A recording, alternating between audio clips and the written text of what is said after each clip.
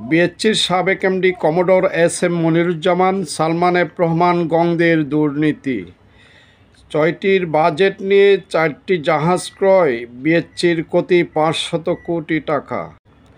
Bangladesh shipping corporation China company CMC থেকে suppliers ক্রেডিটের আওতায় $২৩৫ মিলিয়ন ৬টি জাহাজ ক্রয়ের জন্য উচ্চ সুদে ২.২% হারে ৮০,০০০ ক্যাপাসিটির ডিডব্লিউটির ৩টি জাহাজ ও ১,১৪,০০০ ক্যাপাসিটির ৩টি ট্যাঙ্কার সরবরাহের জন্য প্রপোজাল দেয় ২০২০ সালে।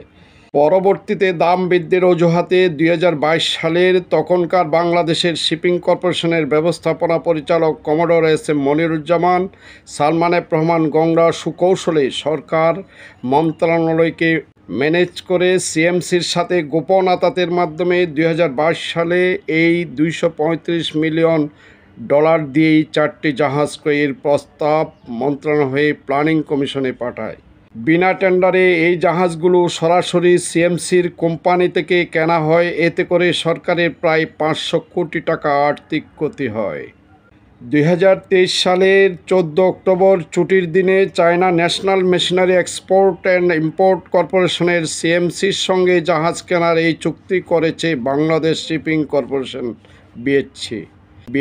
বিগত আওয়ামী লীগ সরকারের শেষ দিকে প্রচলিত বাজার দরের চেয়ে বেশি দামে এসব জাহাজ কেনার চুক্তি হয়েছে। অর্থনৈতিক সম্পর্ক বিভাগ, ইআরডি ও বিএসচি সহ সংশ্লিষ্ট সূত্রে এই তথ্য জানা গেছে। সংশ্লিষ্ট সূত্রগুলো বলছে, চীনের বিভিন্ন জাহাজ নির্মাতা প্রতিষ্ঠানের তৈরি জাহাজের দাম পর্যালোচনায় দেখা গেছে সিএমসির জাহাজের দাম বেশি ধরা হয়েছে। ২০২৩ সালে সে দেশের কার্যাদেশ নেওয়া কয়েকটি জাহাজ নির্মাতা প্রতিষ্ঠানের তৈরি ৮০-৮২ হাজার ডিডব্লিউটি ক্ষমতাসম্পন্ন জাহাজের দাম $৩,২০,০০,০০০ থেকে $৩,৪০,০০,০০০। এই দাম বাংলাদেশের ক্রয়াদেশ দেওয়া জাহাজগুলোর চেয়ে প্রায় $১ কোটি কম। আর ১,১৪,০০০ ডিডব্লিউটি ক্ষমতাসম্পন্ন ক্রুড অয়েল মাদার ট্যাঙ্কারের দাম অন্য কোম্পানিগুলো নেয় $৬,১০,০০,০০০ থেকে $৬,৩০,০০,০০০। অর্থাৎ এই জাহাজেও প্রতিটিতে $১ কোটি বেশি দাম ধরা হয়েছে। বাংলাদেশ শিপিং কর্পোরেশন বিএসচি সূত্রে জানা গেছে, বাংলাদেশের পক্ষ থেকে প্রথম কিস্তির অর্থ পরিশোধ করা হলে চীনের জাহাজ নির্মাতা প্রতিষ্ঠান সিএমসি জাহাজ নির্মাণ শুরু করবে।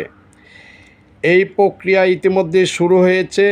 সব মিলিয়ে ৪টি জাহাজ কিনতে দেশি মুদ্রায় খরচ হবে $২,৪৮৬ কোটি টাকা।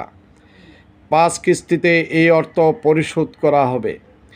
এ বিষয়ে বাংলাদেশ শিপিং কর্পোরেশনের বিএসচি একাধিক ঊর্ধ্বতন কর্মকর্তার সঙ্গে যোগাযোগ করা হয়, কিন্তু তারা কেউ কথা বলতে রাজি হননি। নাম প্রকাশ না করার শর্তে একজন কর্মকর্তা গণমাধ্যমকে বলেন, নির্মাতা প্রতিষ্ঠানের কাজ শুরুর বিষয়টি চূড়ান্ত পর্যায়ে আছে। ইআরডি তা শিগগিরই জানিয়ে দেবে।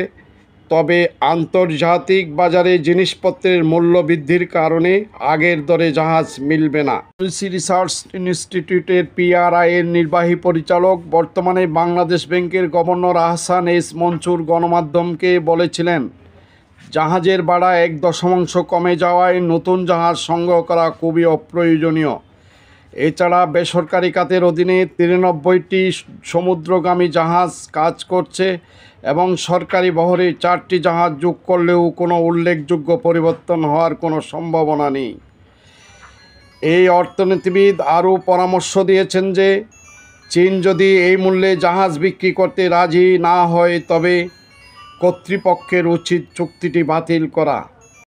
অভিযোগ রয়েছে, ৫ই আগস্ট শেখ হাসিনা দেশ ছেড়ে পালিয়ে গেলেও আমি সরকারের আশীর্বাদপুষ্ট সরকারি কর্মকর্তারা বিভিন্ন দপ্তরে সক্রিয়। তারই ধারাবাহিকতায় এস এম মনিরুজ্জামানকে চট্টগ্রাম বন্দরের চেয়ারম্যান হিসেবে নিয়োগের ব্যবস্থা করেছেন, যাতে করে সালমান এফ রহমান ও সাবের হোসেনের পুরনো এজেন্ডাগুলো সহজেই বাস্তবায়ন করা যায়। সেই লক্ষ্যে ইতিমধ্যে তিনি কাজও শুরু করেছেন।